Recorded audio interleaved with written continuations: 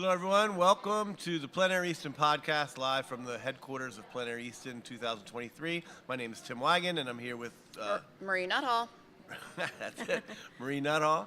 And we have a special guest today, Diane DuBois Mullaly, who we'll be talking with here in just a few minutes. Marie, want to mention anything? If you're watching this and you're close in town, you're in Maryland, the festival's going on all week. We'll be here open in the Plein Air Easton headquarters every day except for Thursday, all the way through Sunday. Yes. And our headquarters opens every day at 10. We have different closing times, but we've got some exciting programming in here.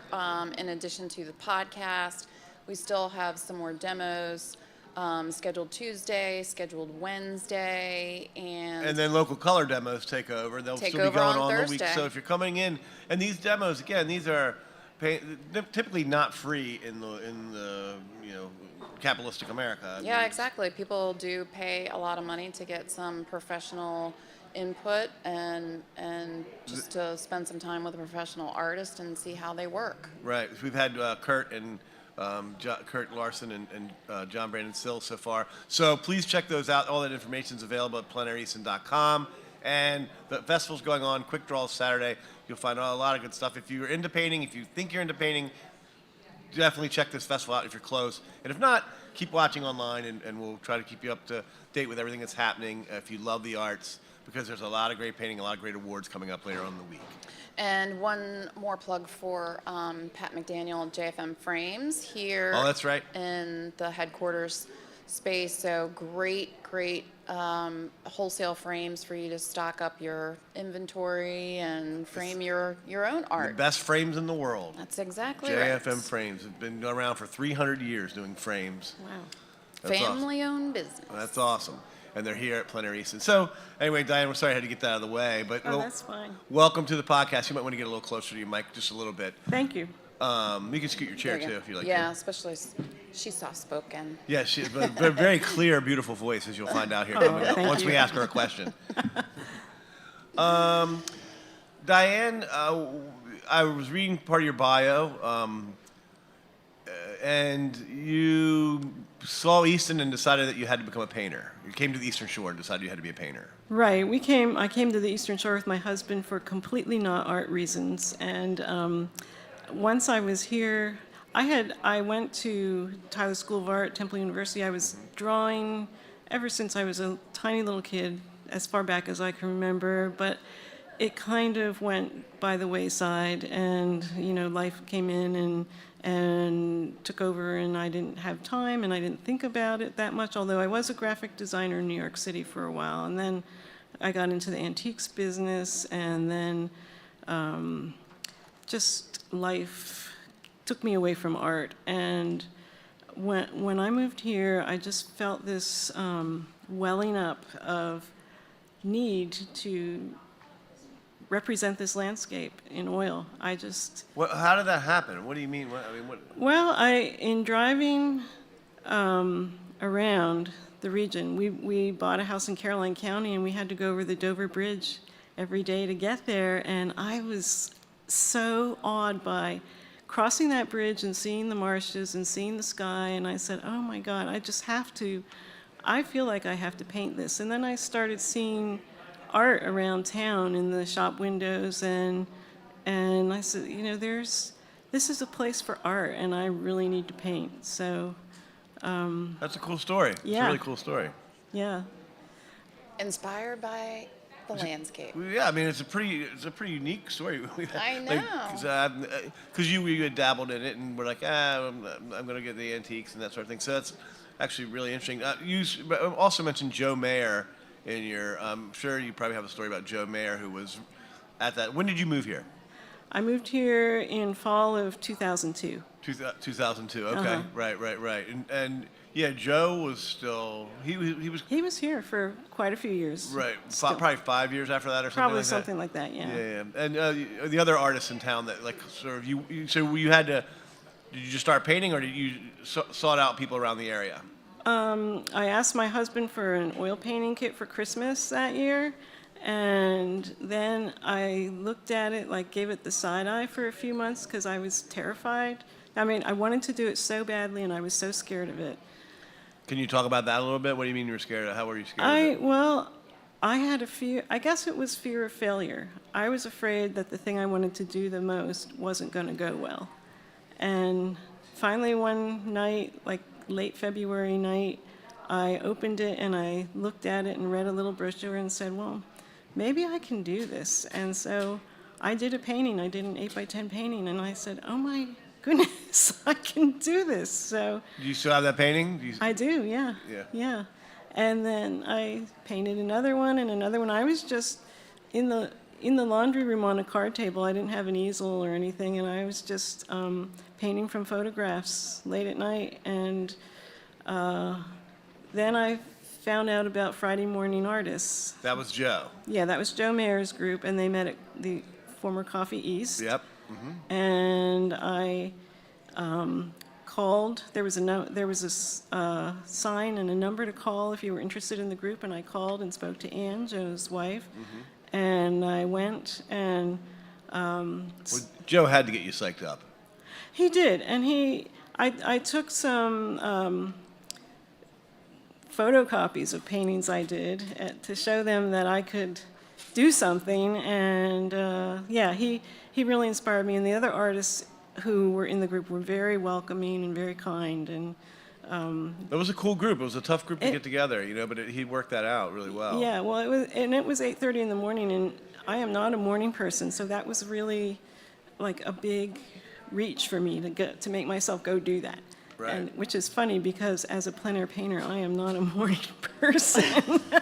Right. Sunset girl. Yeah, I'm a sunset girl. There you go. Yeah, yeah. But yeah, Joe talked me into taking, the first time I painted in plein air officially was in a Joe Mayer class at the Anchorage. Right. Yeah. Right. So, and he told me the sky's the limit. And That's Joe. And I believed him. Right. So I followed my passion. And I don't want to get too, maudlin about it, but I mean, how did your life change when you made this change that you probably are addicted to now, I imagine? Fairly, except, well, when it's extraordinarily hot, I'm not so addicted. But Right. yeah, but no, I feel like I have to go out and paint. And so how did my life change? I met so many wonderful people. I had so many great experiences. I got to know the region really well because the plein air groups. So Joe's workshop that I took led me to painting with Ann Hawk. She started Plein Air Painters of the Eastern Shore. Oh, nice. I think that was around 2004 or 5. And I painted with her group every Tuesday for a long time, and she had a lot of contacts and got us on wonderful properties, and I really got to know the region. I had a lot of artist friends. I started working toward exhibiting my work, so it just opened up a whole new world for me. How long did it take before you called yourself an artist? Well, I always called myself an artist, and that was part of the fear thing because I was an artist, but I wasn't for a long time. Because as a child, I was an artist. I was known as an artist. Among Right. my parents in school and everything. I went to art school. I went to college for art. I got an art job in New York City, and then I kind of drifted away from all that. But I always was looking at things and thinking about things. So what was the question? I'm not going to ask it again. Just floated right down the river, right. No. It was. When did you call? How long did it take before you called yourself an artist? So I Yeah, always have. You always have. I have always thought like an artist and felt like an artist. And about the first time that your parents said, "Oh my gosh, you're good at drawing." You remember when that was? No, because that's before my memories. They just always encouraged me. So. Was anybody else in your family an artist? My grandfather, my dad's father, was a very gifted artist, and his parents made him go to dental school. They did not allow him to be an artist. Right, They made him go to dental school, and he taught dentistry in Philadelphia at Temple, but he was also doing art on the side. And but I think it made his life very sad because he couldn't fulfill what he really wanted to do, and my dad knew that, and so he never swayed me away from the arts. But that's what I was kind of asking, how it changed, when you were able to like get into the art field that you had kind of been thinking about because you consider yourself an artist from a long time ago. Was there any sort of like a relief or something like? Oh yes, after like conquering that fear was an amazing thing, and imagine a lot of people have it. People might oh be yeah, listening. Can you talk about that? What's so the many fear? people are afraid of trying to paint or draw because they're afraid they'll fail. That's me. But Yeah, totally me. the only way to get past that is to do it. To find, and there are different. You can try it on your own. You can find a teacher who is kind and will lead you in a kind of building block, baby steps. Like in the end, though, we're just our worst own judgy, We are. judgment-laden people of ourselves. You know what I mean? Like if it gives you joy and it's just like a blot of paint on a piece of paper, you know, that's beautiful in itself. It you know, is, especially if you see something in it. Well, the act of doing it is beautiful, and it's kind of a Buddhist thing, really, is moving toward the fear, moving toward the things that upset you, and moving through them. And my good friend Laura Rankin, who's a children's book illustrator, calls it breaking the ice. Because even now, sometimes I have blocks. Like I want to paint something, and I just am having trouble getting. Like I have doubts. I don't know if I can do that object in paint, and I recreate it or make it look good. And also, now that I am sort of known as an artist, I don't want to embarrass myself. So, but the things that don't work, I just scrape them off, or they never see like the outside world. Right. But you need to try. I mean, it's a great thing to try those things that scare you. Exactly. Yeah. You and I were talking a little bit beforehand. You were here to witness the birth of Plein Air Easton. Can you tell me a little bit about those early days? Yes. The way I found out about it is Nancy Tankersley came, and I didn't know who she was. She came to Friday Morning Artists. Okay. And spoke to the group about this concept. We thought it was a concept. We didn't know it was going to be real. And people were saying, "Oh, she can't do this that fast," and because it was like spring, and she was going to do this in July. And, Oh man. and, Yeah, that's what it was. And also, a lot of the local artists pushed back at it because they didn't want competition for art sales. Sure. So, so a piece of paper was passed around, and everybody who wants to be a volunteer put their name on it. And there weren't that many, but Cliff Fleener did, and I did. And a few days later, I got an email from Nancy. "Thank you for volunteering to be co-chair of Quick Draw." And I said, "What?" Wait a second, I didn't sign up for all that. I didn't even know what a quick draw was. So Nancy invited Cliff and me to South Street Art Gallery, and we went upstairs and watched some slides of a quick draw on the West Coast at a big event. And she described how it went, and then I went home and I wrote an outline of what I thought she was saying and what seemed to make sense for the event, and I sent it to Nancy and Al, and we met. I met with Nancy and Al quite a few times while the whole thing was being built, and so we sent this outline and concept back and forth, and then I wrote the rules, and we decided the boundaries, and the rules are pretty much the same as they were. They haven't. My language is still in there. See, it They was have that good. Barely it was changed. that good, Diane. You did it, and almost 20 years later, we're using the Here we same are. rules for quick draw. Yeah. Well, Cliff had a really good point about quick draw, which was quick draw is beautiful and it's working the way it is. Don't touch it. That's true. Let it be quick draw. Don't overwork it. Don't overthink it. Yeah. So, how many artists were in that first one? Do you recall? There were quite a few. I don't remember, but there were a lot. Tracy Frigoli was the big hit Oh, that year. yeah. Oh, really? She was a big hit that year. Yeah. She Yeah. painted real thick oils, and people hadn't really seen it before.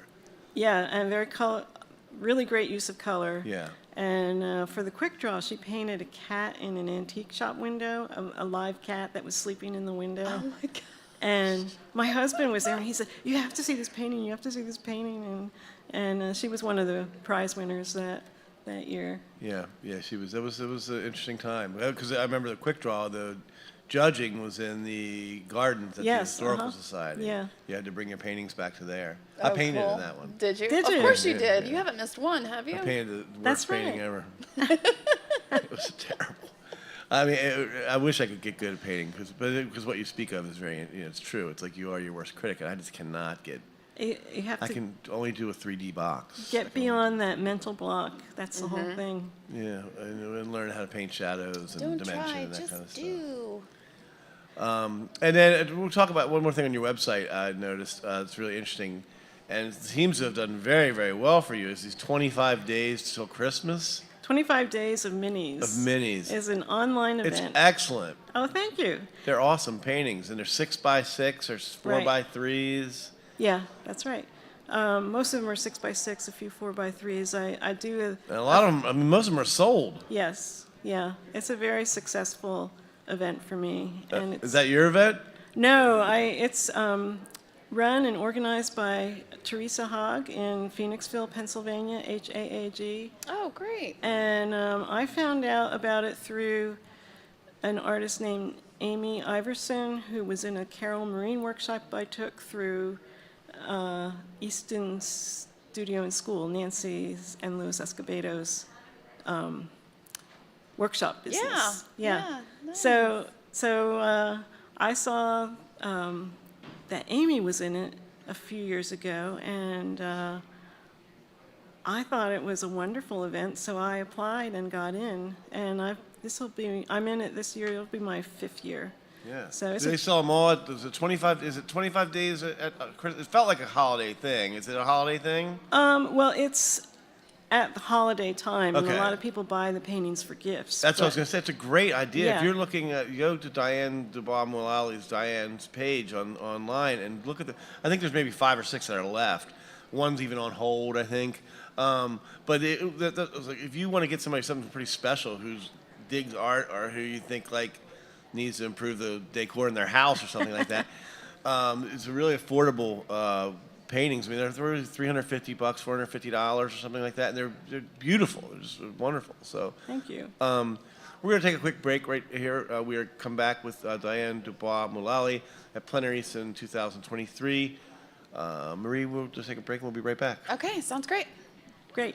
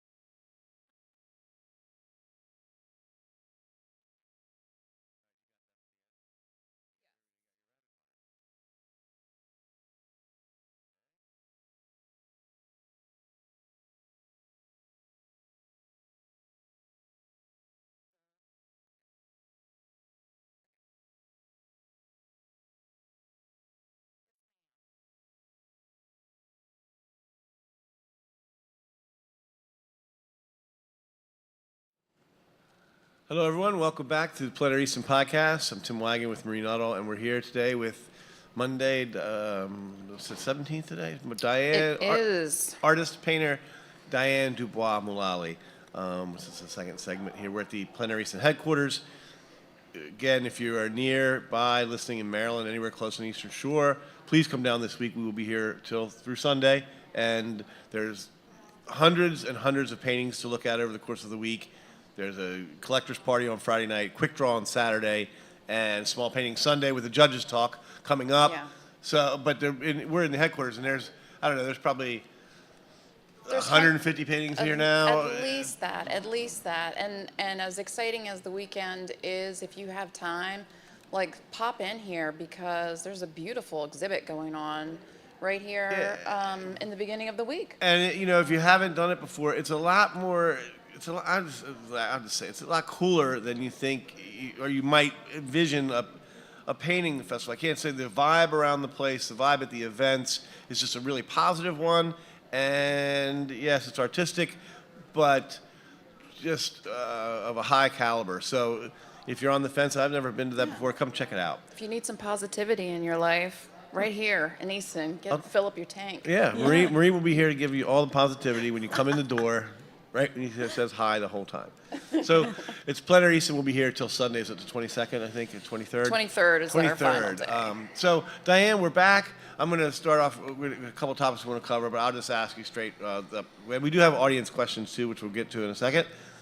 We welcome those. We love those. Nobody really likes this question, but I'm going to ask it anyway. What are your views, your opinions, your observations on AI and the art world? And I really don't have an opinion yet because AI is so new. I think it's going to affect us somehow, but I don't yet know how. I'm hoping that discerning people will learn to tell the difference between AI and reality, although I think that's going to be really, really hard. Just like, telling the difference between a spam email and a real one, or stuff posted by bots and real people. Hopefully, people will develop a sense to distinguish between what's real and what's not. That's my only hope. Yeah. If people started creating AI and started buying, Marie, what were you saying? There was a painting you saw. There was a picture of Leonardo da Vinci and the real Mona Lisa, mugging for a selfie. Okay, now So stupid. if things like that started to sell, like whatever question you can ask the thing to make it makes, could that change the way artists approach what they paint? I mean, if you see like a subculture going for this one specific painting style, these weird or sort of non-congruent things going together, could that change the way an artist thinks, or that's not going to happen? Well, there are some artists who will jump on the money wagon wherever it goes, but a lot of artists won't. So that's my thought about that.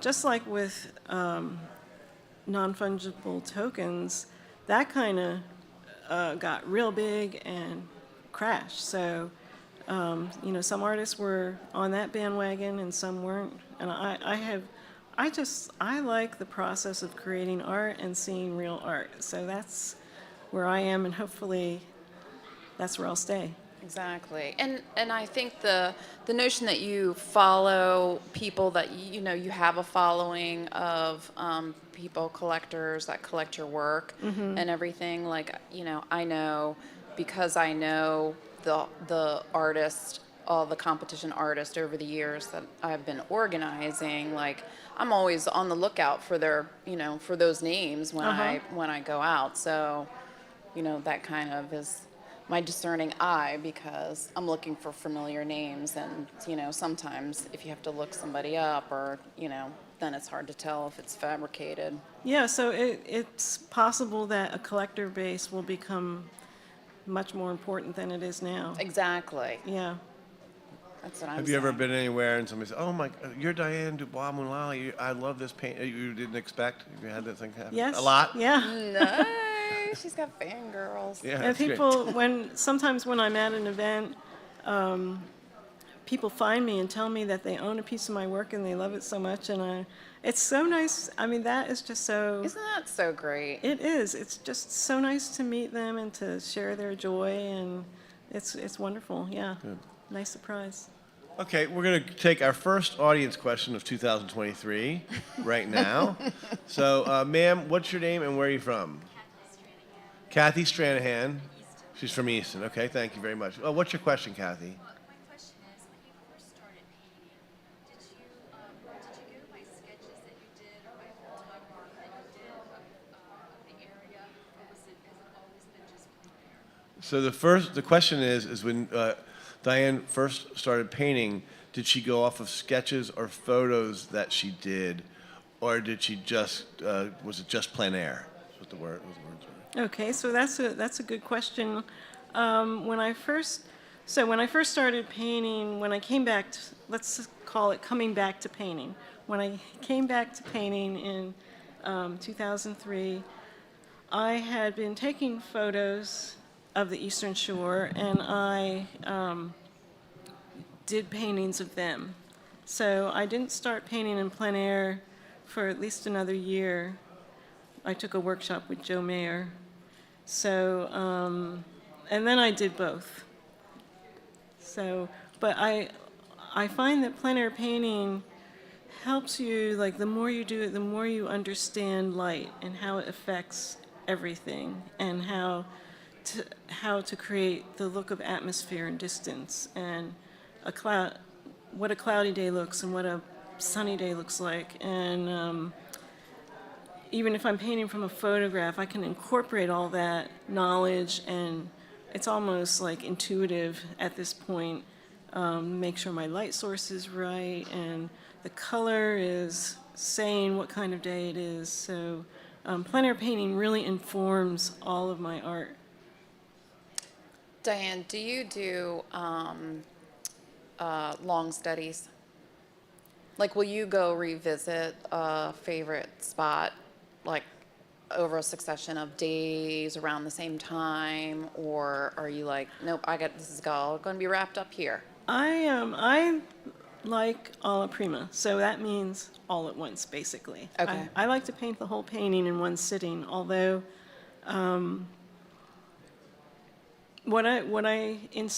instead of doing that, so I tend to paint small because I paint in plein air, and because I like to get in and out of a painting. So I guess that makes me tend to not be a long study person.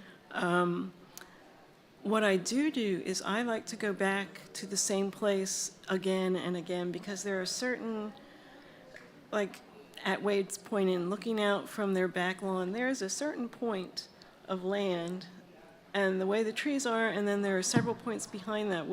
So it's a layer on layer on layer of points of land, and that just intrigues me. Yeah, I can see that. And it looks different every time I see it, and I just keep painting that. And Wade's Point Inn is a beautiful historic B&B, and they have wonderful buildings and gardens, and often chickens, and there used to be sheep there, and I go and paint that point. Nice. Because there's something about it that draws me, and I keep, maybe I'm trying to figure it out, I don't know. It's same thing at several other places I paint. I go back and paint the same thing, even though there's so much other stuff. Right. So I guess that's kind of like the haystacks, Van Gogh. I wanted to ask Miss Shanahan real quick. Are you Stranahan? I'm sorry. Are you a painter, or are you? Okay, here we are. We got it perfect. She's a wannabe painter. We're launching a career right here. Yeah. Diane, this is a wannabe painter, Miss Stranahan. What would you say to her? There You is. can talk right to her. You don't even have to pretend what would you say. You can do it Yeah, right there. It's right there is so much wonderful art education right here in Easton, at the Academy Art Museum. Betty Huang hosts workshops, although hers are pretty advanced. But for basics, the Academy Art Museum has wonderful classes and wonderful teachers who are so kind and patient and experienced at teaching people from the beginning. So, And what about the fear that she's, you've mentioned this. I mean, Yeah. there she is. do you feel afraid, or do you feel that you just want to do it? It's just making myself do it. Making She yourself said it's do just it. making herself do it. So if you, so break the ice and go to the website and sign up for a class. That's the step you need to take, and it will just flow from there. Do you have a hard time picking a subject? Is that why you're afraid to do it? You know what you want to paint? I like watercolor, and I actually was laid off for a month and a half during COVID, and I picked up watercolor. Uh-huh. Working, but as soon as I went back to work, I moved away, and I couldn't do it anymore. You got to make time. You got to make time How for did you feel? How did you feel when you were doing the watercolors? I mean, you just completely lose all track of time. Yeah. Right. And I would do it for photographs. And I'd either take it in the past or things I would put up online. So she was, for those of you who are not listening, she picked it up for over a month and a half. When she got laid off during COVID, and then has had a hard time getting back to it. But she loves it. She's doing watercolors. But you have to shift the lens on it too, though. It's a self-care, it's a self-nurturing thing, and Very much. you have to make that commitment to yourself, because it sounds very meditative for you. So Did you like what you were doing? Did you like the end product? It's not bad. Right. It's probably amazing. You'll see her application come through Plein Air Exactly. Easton Yeah, you next might be year. right here. Exactly. That's happened before. That's definitely happened before. Yeah. So COVID was the birth of a lot of artists. Is that right? Yeah, I have heard so many different people say, well, during COVID, I had time and I did tutorials online, or I tried something that I've been wanting to try. And there's at the Adkins juried show in February, there were quite a few artists in the exhibit, which is juried, who started during COVID. That's fantastic. Yeah. Tell us a little bit about your professional organizations locally that you're involved with. Okay, so I'm on the steering committee of Plein Air Painters of the Chesapeake Bay, and that is a group that has all kinds of artists, from beginners to people who are in this competition. And Maggie Safferty and Kate Quinn are my co-chairs. So the three of us put together a schedule. We paint together every Tuesday, mostly mornings, some afternoons or evenings. And our calendar is mid-March through the end of June, and then September through mid-November. So we take off July and August when it's really hot. Except we do host the Sunset Paint Out to welcome the competition painters to Easton. That's a Wednesday. Yeah, And yeah, that you was do. so nice. Cool, We it's a good did that. idea. We did that last week. That was so nice. Diane, can you, before you tell me about the other ones, can you tell us, like, what value do the groups have for an artist, for a beginning artist or an artist of any level? Like, Sure. why do I want to find paint an with a group. association, yeah, Right. or a group? Right. Well, for plein air painting, you get to see what the other artists are doing and how they do it. You get to see their easels, you get to see their approach, and each of the three groups I'm going to talk about has a critique at the end. So we all, and it's very kind and friendly, and we all just talk about the art and what if this was moved a little bit, what if your trees were more blue than green to show the atmosphere, and what if that color was stronger. We just talk about how paintings could be improved by making adjustments to them. And there is so much knowledge that just pours into those critiques. It's amazing. It's great. So Sounds very nurturing. it's very nurturing, yeah. So Chesapeake, Plein Air Painters of the Chesapeake Plein Air Bay. Painters of the Chesapeake Bay. So that is an independent group that is not any kind of organization. It's just a bunch of people who get together, and there's an email list that's maintained, and we try to exhibit somewhere once a year. The next one is Saturdays in Plein Air. That's sponsored by the Academy Art Museum, and it's all off-site. And that is the last Saturday of the month, April through October. So that's 7 paint-outs. And I'm the organizer and mentor of that, and I make arrangements. I try to find like a over-the-top knockout site for each one, and really fabulous place to paint. And I send a message to everyone. So this is for Academy members. So all you have to do is be a member and let me know that you are interested in doing it, and I'll put you on the email list, and you'll get all the locations. Nice. So that, and then we have a critique at the end of that. And then a new one at Adkins Arboretum. I do a lot of volunteering at Adkins, and I'm a Maryland Master Naturalist, and I write a column for them and do pen and ink illustrations and teach there. They're on your webpage as well. Yes. Yes, Mhm. yeah. Yeah. So something new, it's an open paint out, and it is there's one in August, one in September, and one in October, and they're on Sundays, and they're toward the end of the month. And then Adkins has a Paint Adkins event in the first Saturday in November, and that's like a quick draw, except it's a little slower. Nice. That's great. Yeah. That's great. I want to. Those are wonderful things that you're doing, Diane, to spread the painting. Yeah, promote art locally. Around. That's great. So Yeah. there's a lot of it around here. There's a as you lot. said. There's a lot you can do, yeah. I want to get back to Ms. Stranahan again. Have you tried to paint plein air? Have you just gone out to look at it and said, okay? Not really. I feel as though I have to have that photograph to do it. Oh, okay. She feels as if she has to have a Okay. photograph. She Transition. said. And away. that's how I started too, painting from photographs, and it is completely different to paint from a live subject, but it's a good transition to make. How is it completely different? Obviously, you're not. How is it different? I mean, Well, a photograph is one step removed from reality, okay. and a photograph kind of defines edges for you, and it's easy. It may be easier to see shapes, and although a photograph distorts color a lot.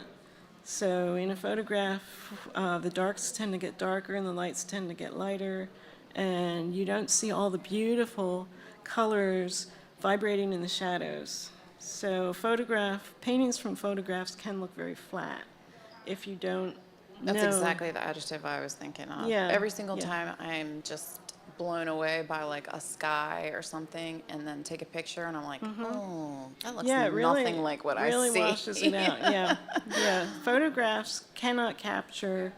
I mean, professional photographers use filters and all kinds of techniques to make that work, to bring that back into the Right. photo. But a photo with your phone loses a lot. But it might. But it's one step away from the actual objects, and it's like a flat interpretation, so that might be why it's easier for you to work from it. I also think about the changing sun and Oh, the changing outside. the technicalities. How can I keep up with you? Yeah. So her next Ms. Stranahan's next statement was that she worries about the changing sun and the changing, skies, whatever. How does she keep up with it? All the challenges of hunter painters, the mosquitoes, and the wind, Yeah. the deluge of The cloud- water the that cloud came burst, down. yeah. Exactly. Well, so yes, the light is constantly changing when you're out there, and the thing to do is to do a thumbnail sketch and note where the shadows are, and remember where the shadows are. And as you paint, they're going to shift. So if you paint what you see at every moment, that's called chasing the light, and you're going to end up with a mess, because you're going to end up with a painting that's muddled and does not have a distinct source of light. So do your thumbnail and remember where the light is, and paint that. Is there something you're supposed to paint first? You're supposed to paint the shadows Paint the first? shadows first, yeah. That's usually, in oil paint, the darks are painted thinly first. That's the best way, that best approach, and then build up your lights. In watercolor, you paint your lights first and end with the darks, but you can designate where your shadows are so that you know where they go. Yeah. see Great that? tip. Great tip. That's right. It's hands-on. Come on down to Plein Air Easton 2023. You're going to love these conversations. You can get a wonderful education from, again, expert painters. How tough is the competition in Plein Air Easton, Diane, in your opinion? You mean? How the caliber of artists that are here? Oh, it's extraordinarily tough. The caliber of artists is top notch, and it's getting harder and harder to get into the competition.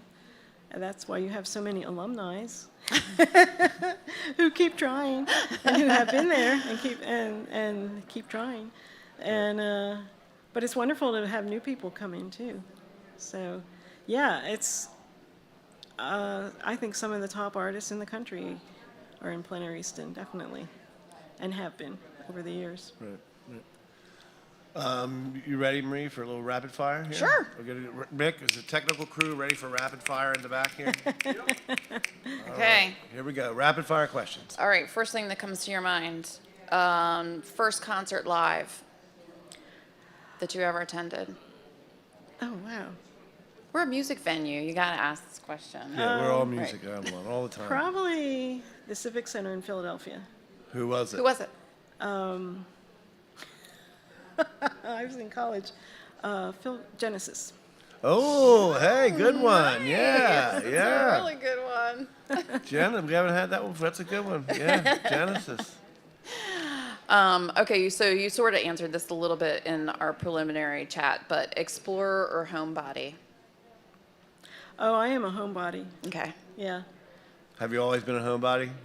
No, I was an explorer. Then I had breast cancer, and that just changed what I want to do. It took away my wanderlust. So I'm a homebody now. Plus, I love my home. I love it. I love the region where I live. Are you still in the same house over the bridge? No, I'm in High Banks now. Oh, gotcha. Okay, gotcha. Yeah. Okay, Yeah. I love it here, and I hate to go anywhere. Right. Right, it's a pretty nice place. Yeah. It's like being on vacation all It the is. time. You know, People when vacation here quite a bit. when I go to visit my parents in Pennsylvania, I say, okay, I'm going back to paradise now. Yeah. Right. Well, that's how we get them. People come here for a weekend, Yeah. and then it's 2 weekends, and then they start looking for real estate. They pick Well, up they a start meeting the book. people, and they're like, Yeah. these people are really Lure 'em in. nice. And They're seeing- genuinely nice. Seeing the culture and the great food and all there is to do. The painting that's coming. Yeah, a lot of that art. I mean, that was Tim Dill's back in the day. That's why the award's named after him. He firmly believed that if you put some art in here, and that people could come. And I think there was. I don't know how many galleries there are now, but there was a lot of galleries There were, here for a yeah. long time. Well, and now we're a designated, do you know anything about that, artist tax for artists in this area or something like that? I know that we're like a designated art town. Yeah, there's an art district where if an artist has property there, they get a tax advantage. I don't know. Yeah, see? Yeah. So even the Yeah. state's working with us a Oh, little right, bit. good. There we go. All right, Become an next one. artist today. There you go. Dogs, cats, or other animals? Well, cats. Cats. Yeah, All right. Do you have a cat now? two. Yeah. 2. What are their names? Molly and Little Man. All right. I'm gonna go read. How do you describe your style of painting, Diane? We didn't Well, really- I consider myself an impressionist, and I started painting in oil with a brush, and I have evolved into a palette knife painter. I just love using the knife. I read that. Yeah, a lot Yeah. with the knife all the time. Yeah, almost all the time. I mean, sometimes it's a combination of brush and knife. If I can't quite get with it, I mean, a knife is very clumsy, and it's difficult for fine passages. So brush and knife, but mostly knife, as much knife as I can. Well, I and- think when I start painting, that's what I'm going to go for. Knife? I'm going to go for palette knife, yeah. palette knife. And then you also said something about the poetry in using the knife or something. The poetry. No, I think I kind of know what you mean. What do you mean the poetry of the stroke or whatever? Well, so some paintings have souls, and it's an expression. It comes from within the artist, and it's an expression of what they see and feel when they're painting. But so how do I describe the poetry? It's a feeling the painting gives you. It says something to you. That's the Gotcha. poetry to me. Okay. I love that. Back to rapid fire. Back to rapid fire. 1, 2, 3. What is your current favorite book you're recommending? My current favorite book, I read Where the Crawdads Sing. That Ooh, was yeah, that was a that big one. was You're recommending that? amazing. Yeah. Awesome. That's about an artist and her journey too. There you go. Yeah. She was botanical. Mm-hmm. Yeah. I'm going to food. Cake or pie? Cake. What's your favorite cake? Something really moist and chocolatey. Okay. All right. Go ahead. What, my favorite? Yeah. Oh, what is the best sandwich? Crab cake. Ooh. Yes. Broiled. Broiled crab cake. Yeah. Yes. All True right. Marylander. Well, this has been a great conversation, Diane. I've seen you around forever, and I know you've been a part of the festival since the beginning. Yeah. And so And it's she wonderful. continues to be every single year. Diane tirelessly prepares our award certificates for Plein Air Easton every year. And we I love just- that and Just appreciate finished them that. last night. That's Thank wonderful. you. That's great. So you can be a part of it. And want to thank our audience, Ms. Stranahan, for Thank asking you. her questions. I'm predicting you'll be in Plein Air Easton. I'm going to give you 3 years. You'll be in it. Okay, 3 years. You apply every. You better get busy. You apply December to January, I think, right? Is that when you apply? December Yes, to January? yes, that's true.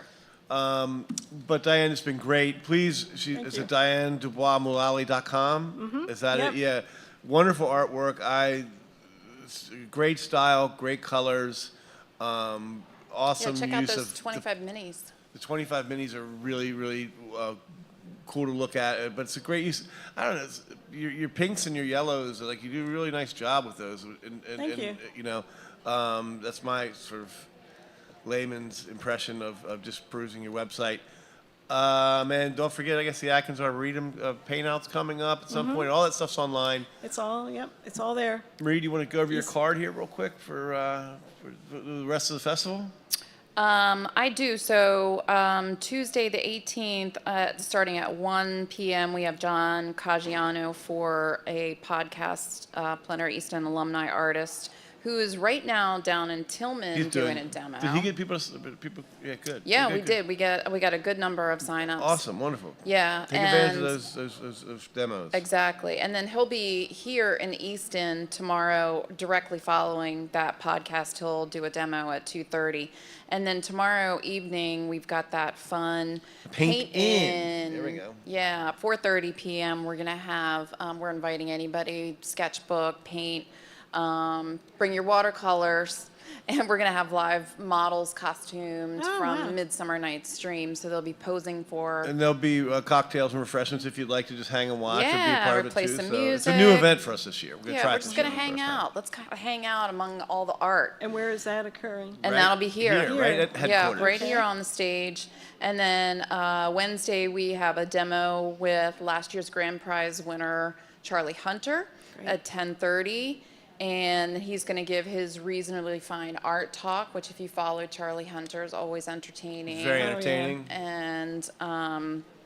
And then at 3:30 on Wednesday, we have Mary Vega coming, alumni artist, for a demo here in headquarters. Right, So that kind of sums it up. We'll be closed on Thursday so the artists can turn in their competition pieces. Collectors party. There's a few tickets left, but not many. If you want to get out there, that's Friday. Friday is the collector's party, and Saturday is quick draw. 10 to All 12. ages quick draw out on the streets. We have applications here in headquarters, $10. Anybody can paint. And then sell it. And- Try to sell it right and afterwards. And then sell it, they and sell a it's lot of all paintings. fast. There's no extended exhibit of quick draw work. So if you like it, buy it off the easel. and stay for the awards, and then take your painting home. Yeah, and if you're out there, considering again, if you're close, we've had people come from Colombia, South America, to do the quick draw years Wow. and years ago. So they plan their vacation around it. So come if you're listening. It's a great time. There'll be a couple thousand people downtown walking around, looking at you paint and purchasing paintings. And then Sunday's the small painting Sunday, and the judges talk. Yes, it is. And then we're going to wrap it up and give our artists a send-off, and we'll pack up. Till next year. But right now, we're just starting Plein Air Easton 2023. Come see us and keep listening online if you can. Thank you all very much for paying attention. Thank you. Thank you. Thanks, Diane. Thank you.